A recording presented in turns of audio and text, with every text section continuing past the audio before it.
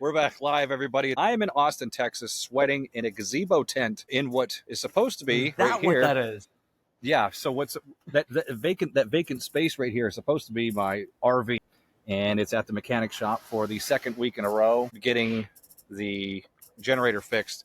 It has an onboard generator, so when you're not plugged into power, it runs just kind of like a normal generator would. If you're familiar with them in Florida, you know, you'd let them run, they're loud as shit. I went to go flip the switch a couple of weeks ago before I was heading out on the trip, and the carburetor stuck open and gas just started pouring out from underneath, and we couldn't stop it. So we had to hurry up, pack it up, drive it out of here as fast as I could to the RV or to the mechanic because it's leaking fuel, hoping it didn't catch on fire and burn the whole park down. So it would have been one of those, you turn on the TV and half of Texas is on fire, and that would have been me. So we had to deal with all that shit, and it's at the shop now. But I'm in this beautiful tent out here recording, and looks like the audio and video is going to be fine. Next time you see me, I'll be in the damn thing, hopefully. So it's been a few weeks. I don't think we've actually had a show since I got to Austin, and I'm actually in your old neighborhood. You used to live next door in these apartments, and man, I got to tell you, and we don't have to make this a travel show, but what a beautiful, in South Florida is its own thing, but this place, it makes me want to work out more. Everybody here is athletic. It's just so many cool things. So anyway, I have nothing but good things to say about Especially where Austin you're so staying far. though, like, I mean, you're right on Barton Springs. For anyone that's been to Austin, like, you know that area. It's like, I mean, everyone's hiking along that creek there. It's just such a beautiful spot. You really, it's amazing to me that they've actually got an RV park right there on Barton Springs. It's some of the best real estate in all of Austin. But It's ridiculous. You chose a perfect spot. What a weird spot for a park that's probably been here for 100 years. I was actually told Matthew McConaughey used to live in this park, which I believe because it's full of those trendy Airstreams and all those other things. So I'm sure he used to. So just in the interest of catching up on things, I mean, we can get into a couple topics. I've certainly had a lot of stress over the last couple of weeks, just dealing with travel and expectations with vendors and mechanics and things, which, again, this isn't like a travel show, but just the amount of times I've had to take a deep breath and center myself and try to straighten that out. We could get into a little bit of that, but before we do all that, is there anything new going on in Florida? I mean, everything is just really going really well for me. It's like, I mean, for me, I'd say that the biggest thing right now is, I mean, I'm just going through quite a lot of different transitions in my life. And the reason why we haven't had a podcast in the last 2 weeks is the fact that I actually had, we were staying in an Airbnb in Orlando with 22 people in one Airbnb with all my family from Israel. An absolutely amazing experience. But the thing that really blew me away was really just kind of noticing how different I was there in relation to the person that I would have been even, let's just say, 3, 4, 5 years ago.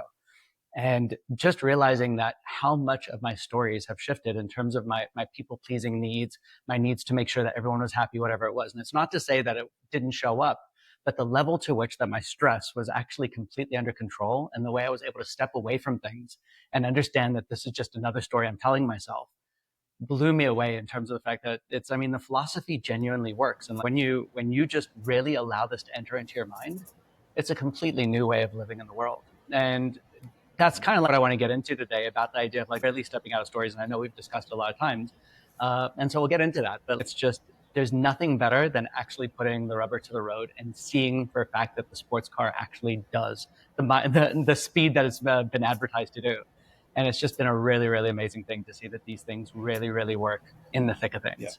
That's actually a really good point. I had a similar experience, different circumstances, but I was putting it to practice, all the things that on a regular basis that because most of my life, and you had a disruption as well. We'll call them disruptions. Most of my life is very, very routine, nice, simple. For anybody who knows me, I live in Airbnbs. We don't have a car, don't have air conditioning at the moment, but I'm comfortable out here. But and I have very little discomforts throughout the day. I move to one cafe. If I don't like it, I move to another cafe, and I get hungry and I go, I'm always around restrooms. I have everything I need at my fingertips, and just the area that I'm in now, there's a gym right over there. So it's very rare that I'm inconvenienced. All of a sudden, this trip, because of all the things I mentioned about the RV, it was extremely inconvenient, to include all the way up today as well. So, but yeah, that's a good point. Actually putting what we talk about into practice, which is rare for me to have to do. It really is. And it sounds like you had a big disruption in your routine. How did you even get that? I mean, how big was the house? I mean, God bless my brother. I mean, it was a 16-bedroom house in Orlando. I mean, the thing was just absolutely amazing. We had a games room, we had a pool, we had a jacuzzi. It was just insane. It was absolutely amazing. It's for that many people in a house. It had a freaking theater room. We Like just had Tiger like Woods' house or something? Was it like Tiger Woods' house in Winter Haven or Winter Park or there was whatever? another one that was actually on Airbnb that had its own private bowling alley, but like we had to kind of somehow like draw the line somewhere and say, you know what, maybe the kids don't need to have bowling every single day. But Yeah. it's amazing what you end up getting in Orlando, and just a Yeah. completely different thing. It's like, I mean, when you think about it, the idea of putting 22 people in hotels or getting one Airbnb for 22 people, it was actually very affordable to do this instead of like getting a nice hotel in Orlando. Really, it ended up being like a cost saving measure, but like, I mean, God bless my brother for putting us all together in that way. And like, it was amazing to see my cousins I haven't seen for over a decade now, and just see Yeah. how their kids have grown up and see who they are and get to really know them. I could see that going either way because I'm a big Airbnb guy, but I like hotels because sometimes it's nice to be able to go to your little area and have your own bathroom. But you can't beat the communal or the community aspect of having the house and just being able to walk down the stairs and everybody's there. But that goes both ways, right? Because a hotel can feel kind of cold and like, do you really want to have a family gathering in the lobby? That feels kind of weird. But Absolutely. then in the house, I can see the same. You can't sneak anywhere. And that's kind of like the story of life, right? Like every single thing you do, there's going to be a cost associated with it, right? Like there's never such thing as a free ride for whatever it is. I had the cutest, my youngest cousins, these two beautiful little girls. They just wanted to play with me. So I'm sitting there actually working on my laptop trying to get some stuff done for the Human Evolution Movement. And the girls come in and they're like, Ori, enough working. And they actually physically closed my laptop lid. They're like, you're done now. And it was as cute as could be. But like, I mean, that only happens because we're all sharing one Airbnb, and there's no such thing as I'm going to go to my hotel room right now. So I would call that a cost. But at the same time, the benefit of that was I was that close to everyone. You know, the amount of time I got to spend with people that I didn't even know and got to really, really share time with them. Especially for my youngest cousins my one cousin from Colorado that actually watches this. It's like, so he's actually going to watch these stories. My one cousin from Colorado, his daughters for the first time got to meet their cousins. It's like, and I mean, these are stories that they're going to have for the rest of their lives. And there's just no price tag that you can put on something like that. So it really is amazing. For sure. Not many people do large scale reunions like that anymore. Or I guess even if it's not a reunion, just a get together, it's rare these days. So to be able to get everybody in one place, I mean, even just the logistics of that, just thinking about how many places in the US have houses that big that are available, So Yeah. yeah, that's God awesome. bless Orlando, home of Mickey Mouse, right? Like, I mean, they know how to do large scale family retreats for sure. Everything you need is there. There's a hotel It, on every corner. Yeah, I do love that place. It's a little, it's not really my style because you and I aren't kid people. But I when I used to work up there as a private investigator for certain cases, I would go up for 3 days at a time, stay in Lake Nona, which is real nice. It's a nice little suburb. I was really happy about how convenient it was, and traffic's still bad, but whatever. That's a whole yeah. thing. But yeah, so I mean that's a great thing to get into. I mean, just putting it into practice. And how now you were there for how many days now? We were there for just under a week. Actually a week exactly. Like I got there Wednesday, left Wednesday afternoon after we gave back the Airbnb, and so it was just the right amount of time. Like, I mean, it was enough time that like I didn't get any work done during that period of time, but really it was just the perfect amount of time to share with family. But with that being said, actually, I do want to kind of like pivot a bit because like, I mean, like I don't think our listeners care too much about me and my family. Like it's always great to share that. The one thing I wanted to actually bring up today was actually, so yesterday, Brittany and I were on a call with a member from the Shift community, and obviously you were moderating it. And it was a woman that I had worked with a couple of months ago. And I had actually done a lot of work with her about actually changing her mindset, etc., and got her to start, as I call it, chasing your smiles, which is the idea of just genuinely finding happiness in your life. And when it came down to this talk yesterday, what happened was she actually almost kind of wanted to cancel it because she felt that she hadn't done enough. And she was very upset with herself for the fact that she hadn't actually succeeded. And then when we actually got her on the call, she started saying, well, you know what? I've done this and I've done this and I've done this, but like, I'm not succeeding. And the thing that really just hit me so powerfully was the degree to which that people are so stuck on a timeline and so stuck on this concept of productivity debt, of the fact that I've got to get everything done. And if I don't do everything perfectly, then it means that I'm a bad member of society or I'm just a bad person. And this beautiful woman that was succeeding in so many different areas of her life, the only thing that she managed to do in that moment was shame herself and beat herself up. And I want to talk to people about this because to me, it's one of the biggest things. And for me, my number one value above everything else, and I know we discussed it in the 500-year experiment, etc., but to me, the number one value that makes a change in someone's life is by above anything else in the world, having self-love as your number one value. And nothing can go above that. And for me, like, it's taking it back to the concept of me in Orlando last week when I was there with my family. If I were to take myself back to 5 years ago, what would have happened to me back then was, because I didn't have self-love as my number one value, my number one value back then was making sure that people around me liked me and making sure that people around me were happy. And taking it down to the concept of 22 people in an Airbnb, me 5 years ago, I would have had stress to the stratosphere and above kind of thing. Because if your number one value is the fact that it's other people need to be happy, what happens is you don't care about yourself at all. And so what happens there is, like, it's when you actually prioritize someone else above yourself, or when you prioritize, for lack of better wording, a story above yourself and your own joy, what ends up happening is the fact that you are never going to feel like you're winning this game. I don't care how close you are with your children, with your husband, with your parents, with your coworkers, with anyone else in the world. At the end of the day, when you take your last breath on this earth, the only person that you spent all that time with is yourself. Regardless how close you were with your husband, regardless how close you were with your wife, they come and go. Regardless how close you are with your children, they come and go. But the one person that you absolutely cannot get away from is yourself. And the thing that I find so interesting is the fact that even though that people nod their heads at all the same time and say, yes, I get that, how few people actually put themselves above others on the totem pole and actually love themselves enough to say, I matter and I need to take care of myself.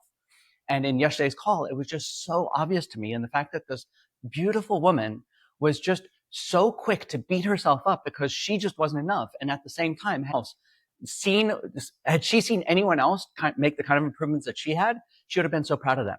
But she didn't give herself that same level of grace. And that to me is a crime to your own sense of self-love and just self-respect. Reminds me of that guy I used to work with, and this is just about physical exercise, but he was a single guy in the old office, and he would get calls and girls would be like, hey, let's go out to happy hour, let's do all these things. And his big line was, and I never forgot this, is like, you're going to come and go, friends and relationships are going to come and go, but I'm stuck in this body for the rest of my life. So I'm going to the gym, then I'll see you out, which I know is a little bit different, but it's the same concept. It's like, I got to take care of myself first. But the idea is, like, if you can genuinely just put yourself as number one on your list in terms of the fact of, I got to make sure that this person is going to be happy in the long term. And if you can really do that, everything in your life changes. And it's like taking the concept of gym. Like, I just recently started working out with a personal trainer. And so if I were to just rewind myself just even 6 months ago, my concept of joy for a period of time was just sitting on the couch and doing nothing. And now that all of a sudden I started working out with a personal trainer, and I started realizing the fact that I feel that sense of strength back in me again and all the rest of it. As soon as you get that realization and you understand the fact that joy and pleasure are two very different things. That pleasure is, I just want to be happy in this moment, right? It's the dopamine hit I'm going to get right now. Whereas joy is a concept of, what will make me happy in the long run? What is the state that I can be in that genuinely brings smiles to my face? And that is when you are living in a good functional body, when you feel strong, when you feel capable, when you do so many amazing things for yourself. And that to me is quite honestly the second level, which is right beneath self-love, is you got to prioritize joy. And that idea of the fact that you got to understand the fact that being in this body, you have to do what it is that's going to keep you smiling for as long as possible. It also outlines, just speaking in terms of the personal trainer thing, it also is a reminder to everybody that it's really hard to do things alone. You know, I'm sure you know how to exercise, you know how to work out. You've Absolutely been done martial arts and working out your entire life, but just having that person, a lot of that comes back to what the kind of work that you do at Human Evolution Movement is. People can look up and see what they have to do. Like, we all know what we have to do. I can Google it right now, but just having that extra help, because I'm with you on the gym thing. Like, I can go exercise, but if I'm in a class, I get 10 times more out of it. And if I have a personal trainer or somebody guiding me, I get 10 times more out of it. And I think that's important. And it's important for people to hear that. And it's also important for people to hear that even guys like you have to do that kind of thing, because you're a work in progress just like the rest of us. So a lot of times I feel like I'm more of a work in progress in a lot of different ways. And that's a really, really big thing in terms of understanding the fact that it doesn't need to be an alone game, right? It's very much the idea of, like, make it easy for yourself to succeed. And that was one of the things I said to this woman yesterday, in terms of the fact of, like, it's do whatever it is that's going to make you happy. If that means getting a masseuse, if that means getting a personal trainer, if it means whatever it is, getting a teacher to teach you something, you don't need to do everything by yourself. All that matters is the end goal that you get there. And a lot of people, like when they hear the concept of personal trainer, or when they think about the concept of masseuse, and they sit there saying, well, you know what, I can't afford that. And the biggest thing I can say about that is it seems to be the case, but the fact of the matter is you're probably going to end up spending that money in so many different ways. And over and above that, the amount of joy that you actually bring into your body, and the amount of strength and just self-respect and self-worth that you bring into your body, you end up over the long term earning more money because you just take yourself to a brand new stratosphere in terms of your self-worth and what you actually believe yourself to be capable of doing in the first place. I'm going to give you an example from today.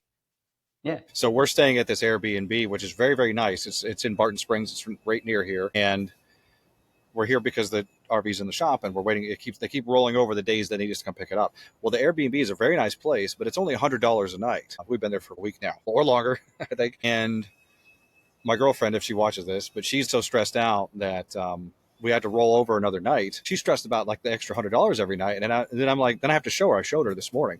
So we spent $100 a day at lunch here in Austin, of course, because it's expensive.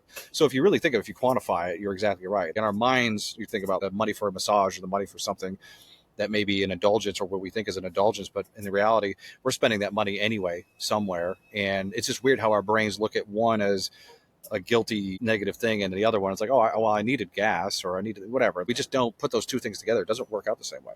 Absolutely. And I mean, for me, it was like one of those things of like when, for example, people would, when I was doing my hypnosis just a lot more, and people wouldn't want to spend the money to come see me. And I would be perfectly fine with that. And then I one time had a client that said, you know what, I could spend $1,000 in hypnosis with you, or I could stay this way for the next 10 years. I was like, that is a very good point. You know, it's just like it boils down to the fact of like, you don't need to spend $70 an hour with a personal trainer, but at the same time, if you're not getting yourself to the gym in any other way, how much are you going to be spending in terms of medical bills in 10 years time because you didn't use that personal trainer? Those things end up costing one way or another. And sometimes it's just better to just pay up front for the fact of what it takes to actually take care of yourself. Now, I'm not saying like, I mean, if you're motivated to go to the gym, you don't need a personal trainer. But my point is, if you need something to push you to that next level, whatever it is, use it. Like, I mean, like life is all about, you're in a society right now where there's so much leverage in so many ways that it's just insanely powerful to do. It's something that we were talking about before this podcast started, that we're talking about using some tools, you know, for like marketing, whatever it is. And it sounds like a lot, like you're going to spend $500 for marketing or something. It sounds like a whole lot until you think about, well, if I use this tool properly, how much money will that bring me? It's everything in life is about the leverage that it creates for you. So like, I mean, using something, personal trainer or anything else, and understanding the fact that that's going to increase your health span, it's going to increase the number of hours you can work in the first place. It's going to increase your productivity overall. It's going to increase your quality of life and the way you feel overall. All those things begin to feel like that they're not just something that you need to, that you should do, but something you absolutely have to do. And you know, people when we're looking forward at things, and we're like, oh, that's a big price tag on you name it, whether it's business related, health related, whatever. It seems so insurmountable. But if you today, for example, if somebody came to me today and said, what money would you give to be exactly where you want to be? I'm like, well, everything in my account right now. So like if to retroactive, to not have to go through the time, you know, and Hormozy says this, the marketer, Alex Hormozy, he's like, he pays for courses to get that much far. He's like, if one course is $5,000 as example, but it saves me 5 years. Isn't if you that put it that an way, it makes insane total investment? sense. Right? Yeah. But the price tag seems super high. But didn't she also, speaking in terms of the call yesterday, didn't she also mention, we were talking in terms of the scale of indulgences and things, like there were little things, because Brittany chimed in with some of the bigger things that she does and she spends more money on, but the person in the hot seat was not even considering even little things, just little getting the steak dinners and things like that, and it wasn't registering with her. That's a treat to yourself, you know, to indulge. It's just about the idea of making yourself happy in whatever way that shows up, and then just really getting to that point of like, and so I'm just going to come back to this word over and over again, getting to that point of true self-love and deeming yourself worthy of these different things. And the more you do it, and so the homework I gave this girl in the hot seat yesterday, and I had to almost stop Brittany because you just wasn't there in terms of my logic around it. But the homework I gave this girl in the hot seat was, what I asked her to do was, the next 2-3 weeks, all I want you to do is I want you to treat yourself like a darn princess. I want you to swing the pendulum to the complete opposite side from where you are right now. And if you want a massage, go for a massage. If you don't want to go to gym today, don't go to gym today. And that's where Brittany was like, wait a second, I don't think that you mean it exactly that way. And I was like, no, in this case, I genuinely do. Because if you don't want to go to gym today, lay down in bed. don't do anything for a whole day, just for 3 weeks. And I want to put this in as a caveat. I'm not saying do this forever. And I'm not saying take heroin, as I gave the example yesterday kind of thing. I'm saying that if there's a part inside you that really genuinely just doesn't want to do something, give yourself that sense of self-love and don't force yourself to do something you don't want to do. And this is going to go back to the conversation that you and I had months ago about alcohol, when it was a matter of like, when you go to the bar and there's a part inside of you that wants to have that extra shot of tequila or have that beer or something else, if you're going to keep telling yourself no, you've got the complete conflict going on inside of yourself. It's always going to be there. As opposed to sit there saying, do you know what? You want to drink? Go ahead and drink. Just be the damn lush you are. And then what happens is, after you have the first 2 drinks and you don't have the conflict going on, that part inside of you that was fighting so hard gets bored. And it sits there going, I guess I don't want to drink anymore. And in the same way, I've seen it with so many clients now, literally thousands of people that I've done this with, is when I tell them to just go to the extreme of self-love in terms of like, just treat yourself well and don't go to the gym. And if you feel like an addictive tendency coming on and you want to have the 100 Oreos, have the 100 Oreos this one time, whatever it is. What happens is 10 Oreos into the pack and you know you could have the extra 90, you go, I just don't want them anymore. Because there's still that rational part inside of yourself, but it doesn't get a chance to speak because the part inside of yourself that wants to sabotage because it's been shut up for so long is screaming. As soon as you let that part have its voice and it realizes the fact that it doesn't need to scream anymore, it shuts up. And then all of a sudden you become rational again. And you say, I don't feel like having any more Oreos. Or do you know what? I'm going to go. I don't feel like the gym, but do you know what? I don't want to lay in bed either. I'm kind of bored. I'm going to go up and I'm going to go take a walk around the block, whatever it is.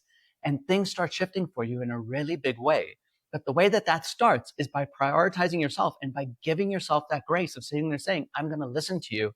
And if you absolutely insist on doing something, I'm just going to let it happen. And I do like having the reminders or reminding myself of certain things. For example, if I don't eat what I consider junk food, which is most people's definition of junk food, if I eat if I don't eat poorly and I don't drink for a few weeks, I forget how bad it feels. So what works for me, and again, this might not work for everybody, is every few weeks I have to do, I don't have to, but I do that. I'm gonna have a few drinks and I'm like, oh, right, that's why I don't do this every day anymore. Mm-hmm. And it really does work because I swing it back the other way and I'm like, okay. And then it's like, there you go. Because you know how our brains are like, it wasn't so bad. Those hangovers weren't so bad. Yeah, they were. I just had to have another reminder of that, kind of bring it back around again. I know we mentioned a little bit about productivity debt too, and we've talked about it before, but that's such an important thing because I think a lot of us wake up in the morning thinking we're already behind. We're already not caught up. Instead of waking up saying, hey, I've got my list of tasks to do today that I had to do anyway, and maybe other things come in, because as you know, if you schedule your day with 10 things you're supposed to do, 5 other things are going to come in from elsewhere. But a lot of us wake up and we're like, I'm already behind. You never really give ourselves credit for catching up. So we should touch on that a little bit because I think everybody wakes up with that shit.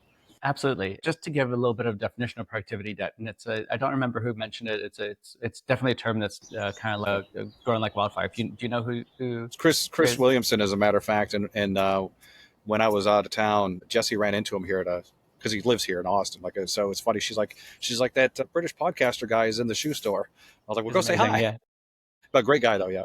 Absolutely. And it's so basically in terms of the concept of it is just that and I'm going to obviously put it in my own terminology, but just in terms of industrial society today or commercial society today, what happens is people only view their self-worth in terms of how much they actually end up producing in a day or how much they end up producing in a year or for their employer, whatever it is. And society has just put it into such a way that you look at each other in terms of like, how much is it that you're getting done, or my self-worth in the society is how much I end up producing. And because we've all got a self-worth issue, what ends up happening is we all end up just living in this world where we feel that the only way we're going to actually make a difference is by absolutely producing so much. And so the way that it ends up looking is, because our self-worths are oftentimes very low, is we wake up every single day feeling like I've got to do all these things, otherwise my day is a mess, or I've got to finish all these things in the next 6 months or the next year, whatever it is, otherwise I'm a failure.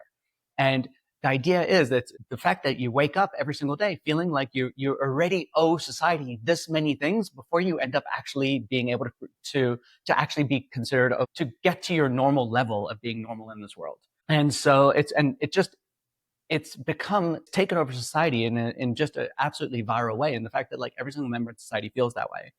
And what I end up, and my favorite way of looking at it is actually it's going back down to that concept of the 500-year thought experiment. And I kind of want everyone to just play the game for a moment in terms of the fact of like, if you imagine that you were going to be living forever, does it really make a huge difference if you succeed in your business today or if you succeed in your business in 5 years' time?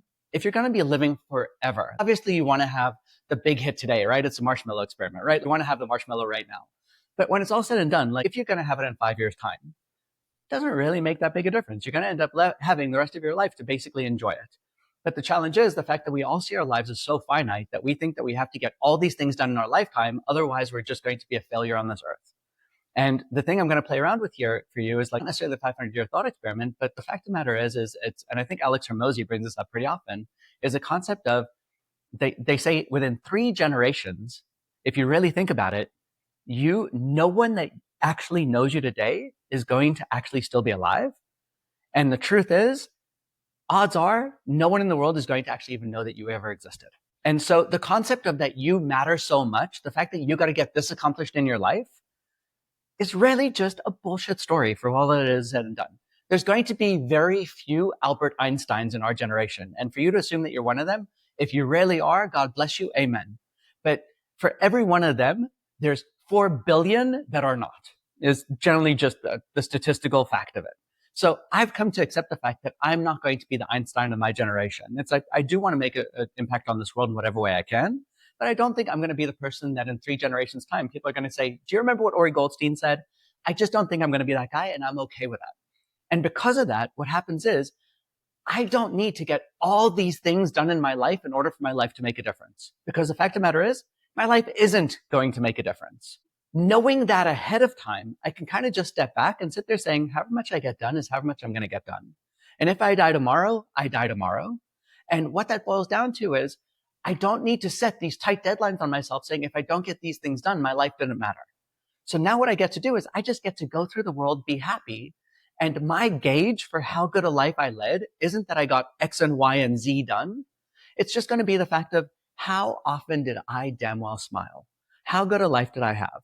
When I die, as I've said this to you before, and it's my favorite way of like just examining my life. When I die, if I were to die today, would I want to give God a high five and say, thank you so much. That was a fun ride. And when you look at life in that way, it completely eliminates the concept of productivity debt because you're no longer feeling that you got to get all this done. Otherwise, you're not worthy. I'm telling you right now, like just accept the fact you are not worthy. You're not that special. Just get over that. And as soon as you just accept that, the only thing that matters is taking it back to the concept of self-love and joy. Just love yourself enough to consider the fact that you are worthy in your own life. And because you're the only person that matters in your own life when it's all said and done, make yourself damn well smile. It's a beautiful way to live, people. I was just thinking too, with the advent of AI, even if you did say something monumental, somebody's just going to get it in a chat someday, and it may have a little footnote with your name in it, but nobody clicks. Nobody clicks to see who said that, or they just assume it was Churchill because that's like the go-to. It has to be Churchill. I was also thinking about something interesting the other day about our 5-day work week, which is an industrial revolution thing, and people kind of try to get away from that in recent years. Go down. There's the gimmicky, 4-hour work week, the Tim Ferriss thing, and then there's some people like me. I like to work every day because there's certain days I like to work when I feel like working, and which is most of the time. Now, some people can't do that because some people never feel like doing anything. When I feel the energy, I'm like, I need to sit down and work now. And I know you're the same way at night. Well, you stay up later than me, but if you're on a roll and you're in the zone, why force yourself to go to bed if you're actually getting something done? And then on those days where I'm like, I need to lay down, I just lay down. But I think there is something to be said. It was a conversation the other day, 2 podcasters were having, of course, about how it really did take something away from at least those of us who work virtually or remotely. The concept of like at 5 o'clock, you're out, no emails, no work stuff. And then you're on the weekend, whether you want to or not, you kind of have to not work because unless you drive to your office, it's kind of like a hard stop. This is I'm going to get all I can till whatever time on Friday, that I'm not going to think about this.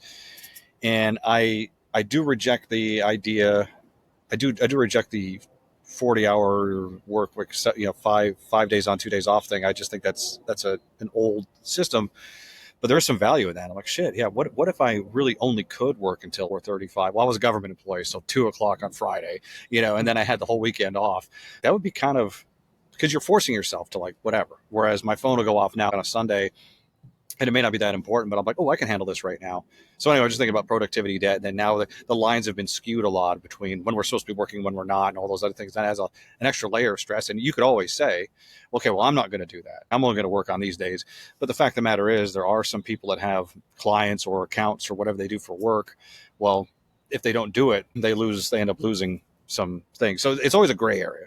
Because if you take a hard line on certain things, I've noticed, you could end up losing. You have to be prepared. Some people are going to be like, okay, well, this other guy responds to me on Sundays, so I'm going to go hire them instead. So, And because it's easy for us to say, like, do what you want to do and fuck everybody, but that could be money.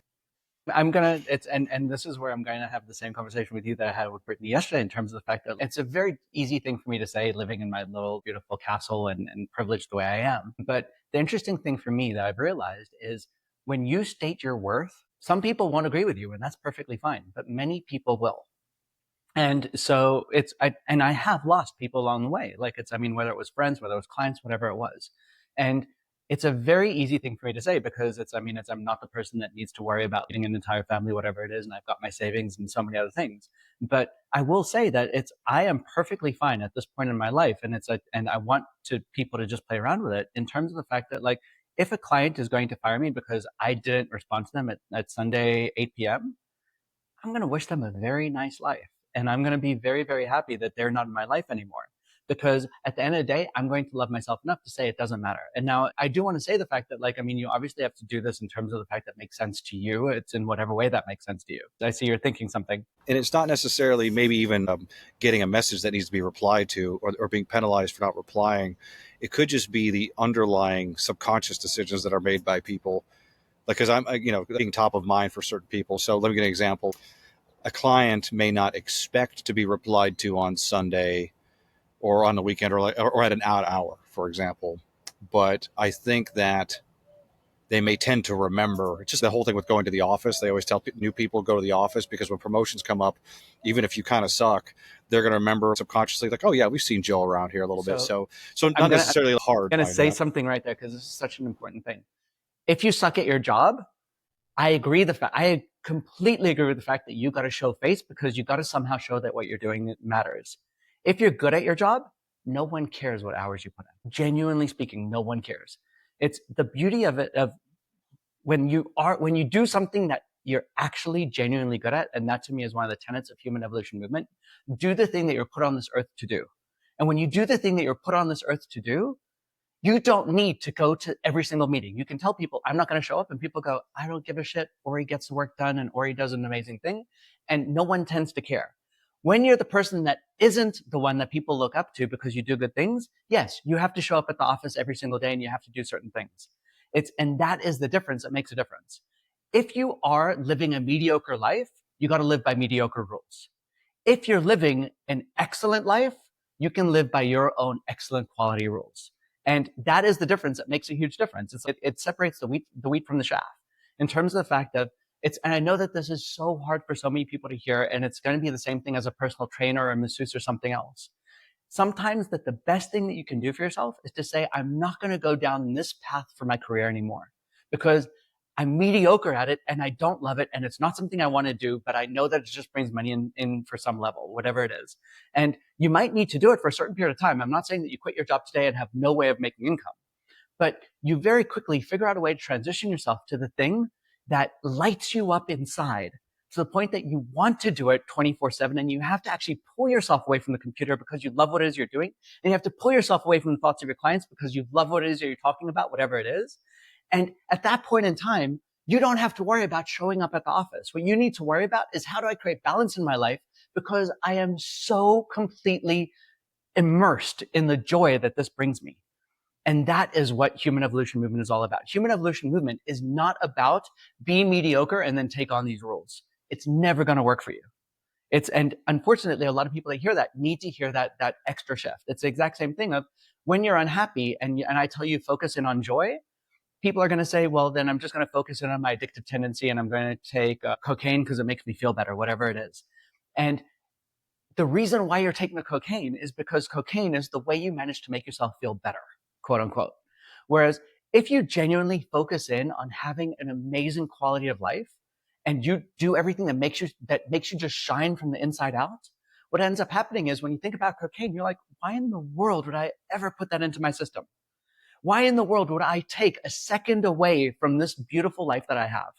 And it's a really beautiful thing. And as I said, this is a thing that really, really just inspired me over this last week when I was with my family to see for myself in terms of how much I was missing focusing in on so many things, because I'm so absolutely in love with so many things I do that not doing them, I loved spending time with my family, but not doing them, I felt like I was like missing out on something. It's not that I had to go into the office to show face. It was the fact that I wanted to get certain things done because I love doing them and I miss doing them. That is what life should look like for people. No, that's a great point. It's interesting thinking about that angle of the jobs that I've had over the years that I just hated going in every day and I couldn't wait to go on vacation. And then there's jobs that I've had where if I'm away from it for a few days, I'm like, I really want to know what's going on. Because I'm excited to do the job. And it depends. That's different positions and different agencies and everything else. Of course. That does, because there are people that go, the people that just drudge through life and then they wait for their 2 weeks a year. And then then last day of their vacation, they're even more miserable going back to work because it's kind of a farce where it's like you go on vacation, you get recharged. Well, it depends what you're doing there. And if you're actually recharging or if you're just making it worse because you see how nice it could be. Now you're going back to your cubicle. So that's a really good point though about enjoying what you do. Yeah. And that's the thing I want to talk about. If you're hating your life and vacation is your way to just finally recharge, basically what you're doing then is you're working 50 weeks a year to have 2 weeks of peace. What a stupid way to live through life, right? I was thinking about Orlando, where my brother, for example, who loves what he does, he was running away from the family at times, not because he had to go on a business call, but because he wanted to see what was going on with his businesses. I was running away from the family for certain periods of time and turning on my laptop, not because I had to do it, but because I wanted to see what the heck was going on, because I wanted to do one extra thing quickly, whatever it was. For me, the vacation was absolutely amazing, but it wasn't because the rest of my life is crap and now I get to give myself 2 good weeks. It's the fact of now I just got a chance to have a different view on life and do something different that was also really, really amazing. But I also missed the other part. And that's how I know that I'm living a high quality life. That's the difference that makes a difference. No, that's great. That's well said. I'm trying to think if there's anything else from the call yesterday. I think we touched on just, you mentioned just the indulgence and the rewarding yourself a little bit. I do like your story. You don't have to tell it, but about when you went over, was it India? And you decided, or was it Bali? I forget. Yeah. Two massages a day, which actually it's really funny. I mean, I guess now you kind of have to tell it a little bit, but I think that was a great example though for the person we were talking to about how you felt guilty about some of the self-care stuff you were doing. In terms of just so many different things. And so not having to go through all the rest of it. But basically, I left a career, whatever it was, and I went up to Bali for 9 months, whatever it was. And when I was in Bali, it's at that point in time, and we've discussed it many times on the podcast, but it's right before that, I had a lot of issues with my lower back pain just because of the amount of abuse I put myself through in youth, whatever it was. And I was genuinely on a scale from 0 to 10. I was like 12 out of 10 in pain, whatever it was. So I go to Bali at that point in time, and I said, and it's the beauty of Bali is you can get a massage for whether it's like between $8 and $12, depending on where you go. And I found a really good place that was a block away from where I was living, whatever it was. It was genuinely an easy walk to. And I think it was like $12 for a massage where they give you like a cup of tea afterwards. And they're just the most beautiful. I love the Balinesian people. They're just always got a smile on their face. It's the only place I've been where it's like, I feel they're genuinely happy to see me, because there's a lot of tourist places that we go where they put a smile on and I'm like, I think they're just used to it. Flight attendants are used to smiling all the time, but I got that genuine feeling that they were really happy to see us. I don't know why, but they really were. And before you go on, I forget, what town were you in over there in case anybody? I was in Ubud, Bali. Okay, sure. Yeah, which is kind of like considered the spiritual center of Bali as such. It's like it's where they've got. It's not down by the beach in Canggu where I was. Exactly. I was down where all the influencers. Canggu's also amazing. Canggu's beautiful. I love Canggu, but Ubud is definitely a very different vibe. Just very much more laid back, and absolutely suited what I wanted for what it was. It was just absolutely amazing. And so to your point quickly before I continue on is I feel the thing about the Balinesian culture is they are actually very deeply devout. I believe it to be Buddhist. And they really do believe in the concept of karma. And they genuinely believe in it. And they've got all these beautiful ceremonies, like every single morning when you wake up, you'll see that they put out little flowers in front of their statues and they pray to them and they light beautiful incense because they want to be friendly with their gods, leave out little offerings of fruit for their gods, whatever it is. And so my personal belief is, and it's a few of my friends and I, we discussed it, is the fact that they treat you well because they want to get the good karma that comes about it. And it's part of their culture that they're so used to treating each other well that they genuinely are just a very friendly, kind, and polite culture. They genuinely mean it. That's the way that they were raised, and that's the way that they were taught to treat others. So it's a beautiful thing. But now, going back to my story, so what it was, so like I was a block away from my massage place, and it was $12 a day. And so I just told myself, do you know what? I'm in so much pain, and it's time for me to like treat my body well. I'm going to go not for one massage a day. I'm going to go for 2 massages a day every single day. And it's like, I can't say I did it every single day, but I was pretty darn close. I'd say on your average week, I was doing probably between, I don't know, 7 and 12 massages a week. I was definitely doing a good amount of massages a week kind of thing, whatever it was. And the interesting thing was, talking about productivity debt, it's the first time I did it. And I remember going in for a massage in the morning, and I went back in the afternoon, and they're like, what are you doing back here? Did you leave your wallet? I was like, no, I just want another massage. Thank you very much. I'm like, okay, follow me. Sorry, whatever it is. And I remember that feeling inside of myself of going like, oh my God, I'm the biggest snob. And like, look at me. Like, I'm just such a stuck up little brat that gets 2 massages a day. Who the hell does that kind of thing? And the beauty of it was actually getting to step away from it for a moment, kind of like meditative practice, and sit there going like, why don't I feel myself worthy of getting 2 massages a day? Like, what's going on with that? And after about it was probably about 3 months into it, whatever it was, it was 3 months of me constantly every single day calling myself a spoiled brat, calling myself just an indulgent asshole, an indulgent American doing all this.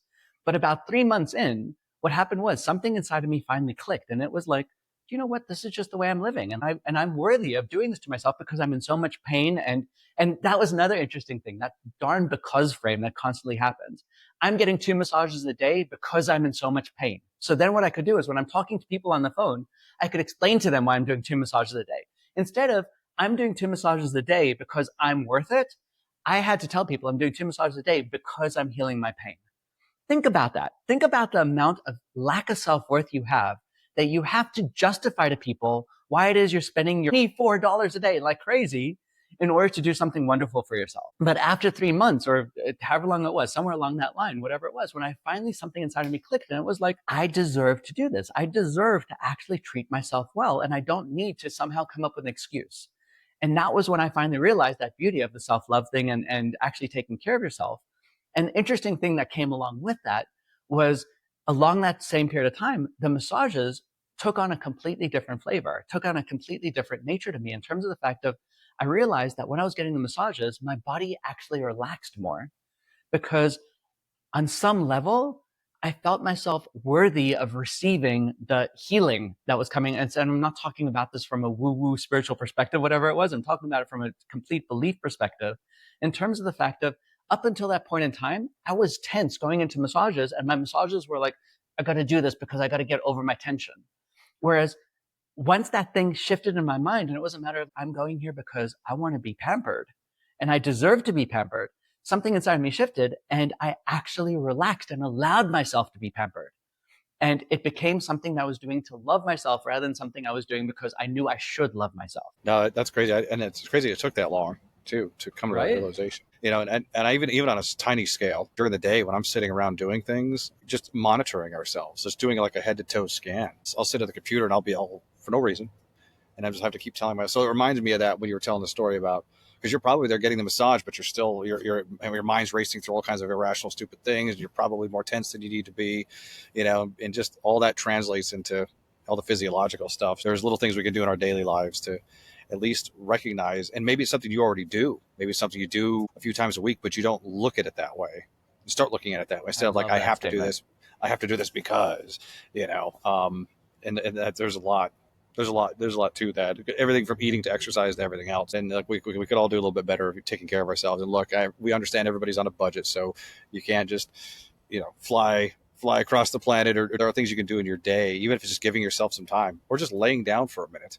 You know how guilty I used to feel at myself? I need to take a nap. I used to feel so guilty about that. And I'm like, what makes me better? It made me better on the other side of that. I got more done. But we should also mention that Brittany Carpenter launched our new Shift into Gut Health program now with a revamp in Shift, which is, of course, the other side of the human evolution movement business. It's all overlapping. I believe it's already linked down below, just the Shift membership. So there's a lot of changes coming there. We've got 3 idea retreats on the table right now. One of them will be the GPRR retreats, the Rewire retreats that you put on in Jamaica, the psychedelic. I mean, these are things you've already done, but we've got a new process in place for that. We'll be collecting interest. It'll be more organized. You'll all be able to see what that looks like here. We're putting together some stuff for that.